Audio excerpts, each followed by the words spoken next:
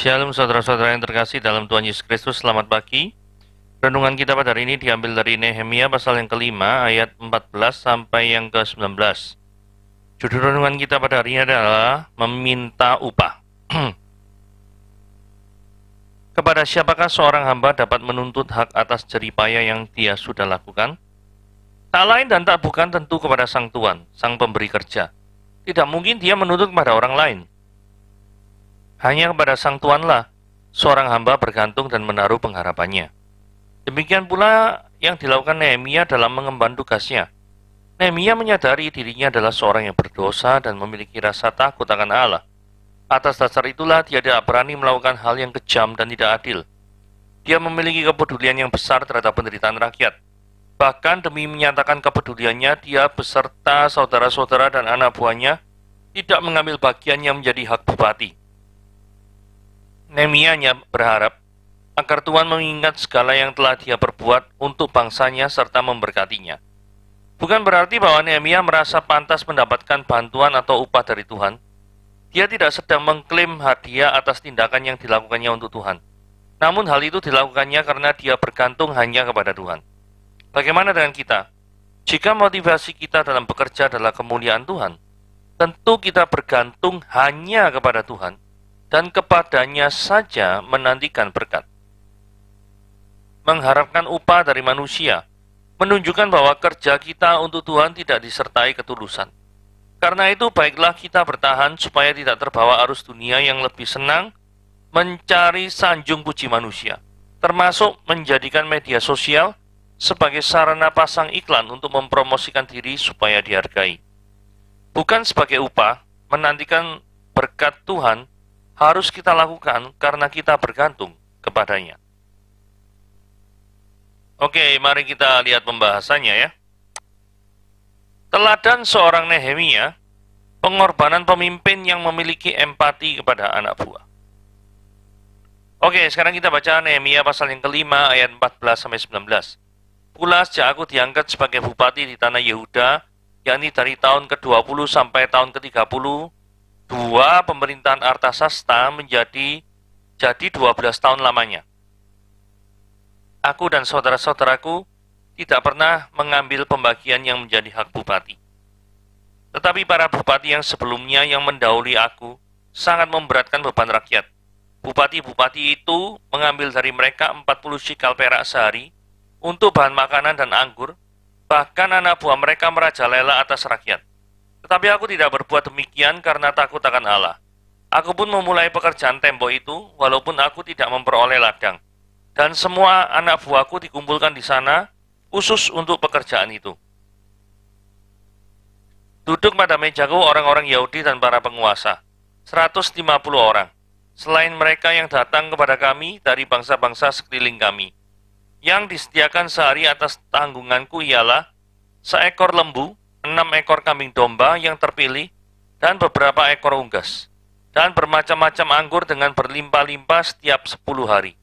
Namun dengan semuanya itu, aku tidak menuntut pembagian yang menjadi hak bupati, karena pekerjaan itu sangat menekan rakyat. Ya Allahku, demi kesejahteraanku, ingatlah segala yang kubuat untuk bangsa ini. Apakah Anda orang yang terikat kepada uang? Nah, ini ya. Pula sejak aku diangkat sebagai bupati di tanah Yehuda, yakni dari tahun ke-20 sampai tahun ke-30, pemerintahan Artasasta menjadi 12 tahun lamanya. Nah, ini perhatikan baik-baik ya. Aku dan saudara-saudaraku tidak pernah mengambil pembagian yang menjadi hak bupati. Mengapa Nehemia tidak mau menerima pembagian yang menjadi hak daripada bupati? Kemungkinan besar gini ya. Karena uang itu kan didapat dari pemerasan Raja Persia kepada orang-orang Yahudi.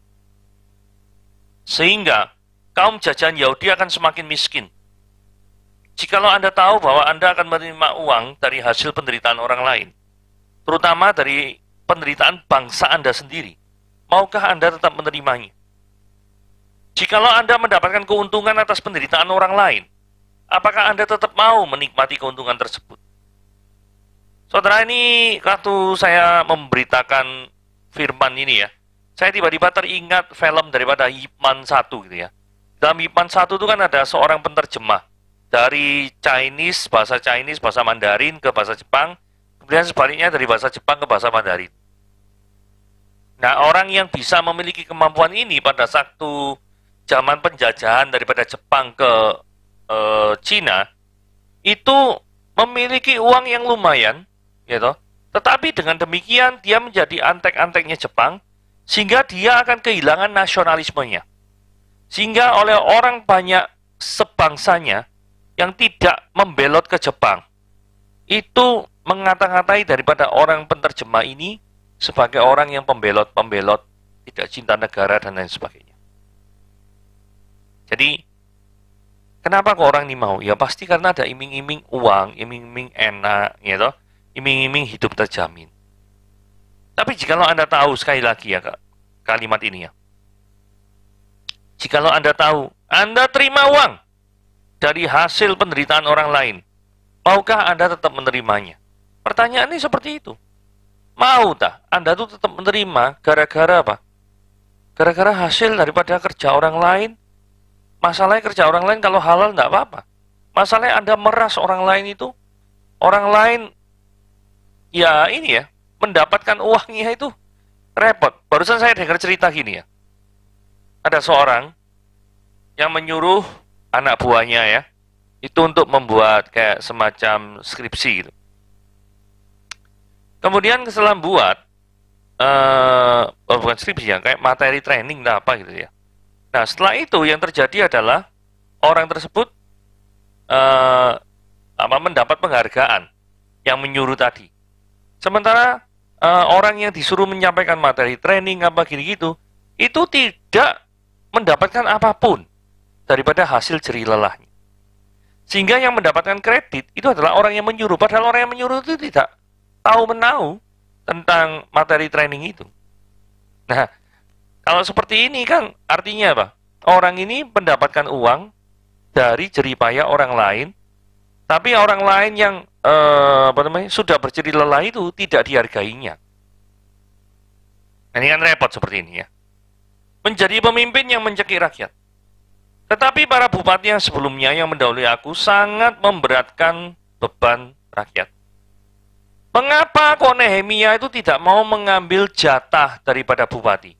Salah satu penyebabnya adalah kalau dia mengambil, ini akan sangat memberatkan beban rakyat. Nah, bupati-bupati itu mengambil dari mereka tuh 40 shikal perak sehari untuk bahan makan dan anggur. Saudara lihat ya masing-masing ya. Shikal atau ukuran timbangan itu sebesar 1 shikal itu 11,4 gram.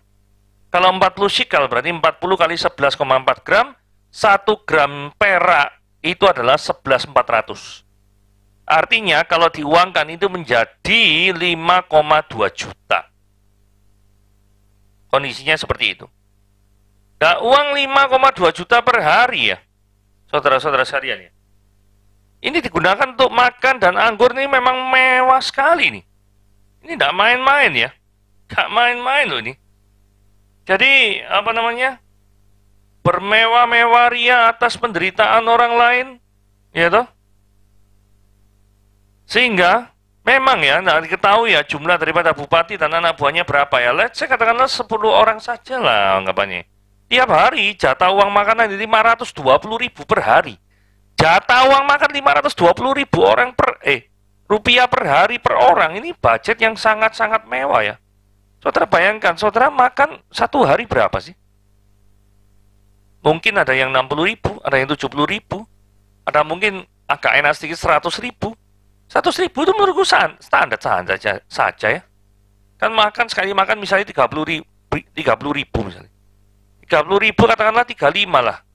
35 dikali 3 misalkan 105.000. Biasa, ini 5 kali lipat daripada makanan standar. Luar biasa. Inilah sebabnya kenapa kok orang-orang seperti ini dikatakan apa? Memberatkan rakyat. Sedangkan pemimpin yang baik, seperti yang kita ketahui adalah pemimpin yang mengembangkan anak buahnya. Bukan pemimpin yang merampok daripada hak anak buahnya. Ini malah ngajari anak buahnya berbuat anarkis. Kok tahu? Ya ini ya. Saudara perhatikan ayat ini. Bahkan anak buah mereka itu merajalela atas rakyat. Jadi pemimpinnya berkata apa, pemimpinnya yang rakus, itu ditiru serta-merta oleh anak buahnya. Ya pastilah ya. Anak buahnya pasti mikir, wah enak ya, bosku ini ngambil sembarangan, ya toh ngambil ini, ngambil A, B, C, ngambil A, B, C.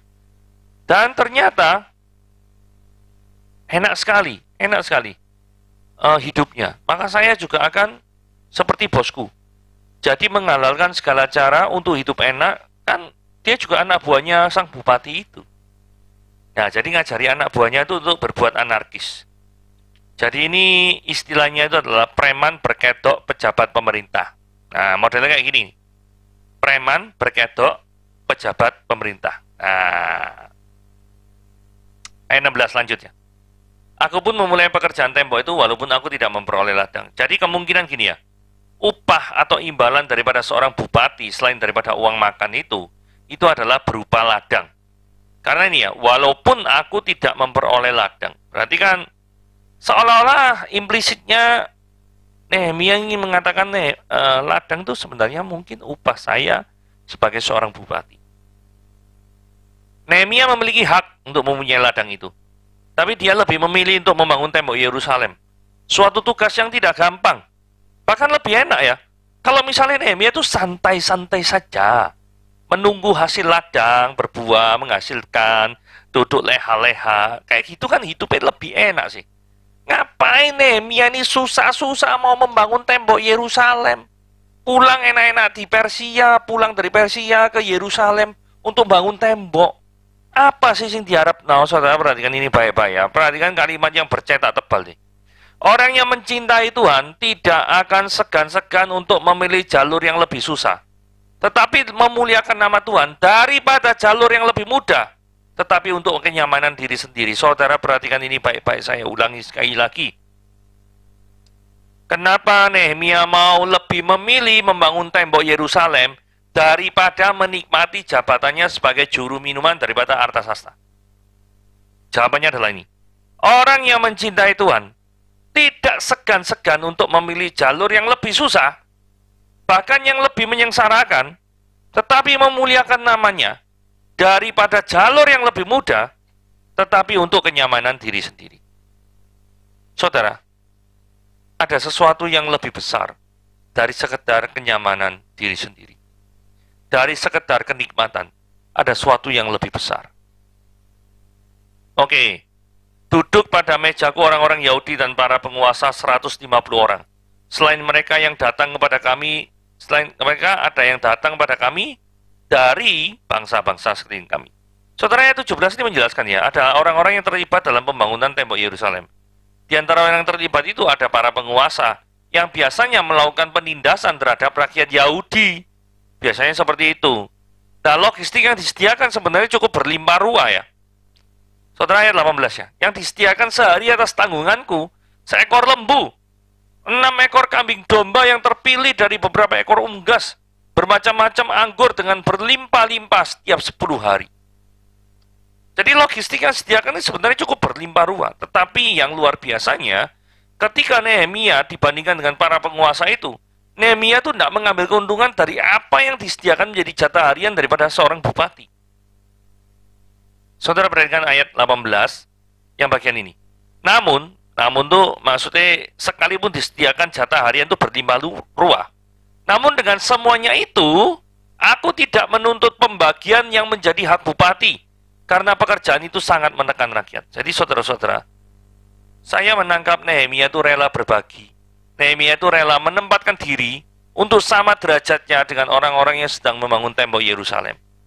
Nehemia sebagai pemimpin tidak ingin menjadi orang yang sok-sokan. Sok berkuasa sehingga dia merasa dirinya itu harus dibedakan daripada orang lain. Jadi Nehemia tidak mengambil keuntungan dari jatah harian seorang bupati.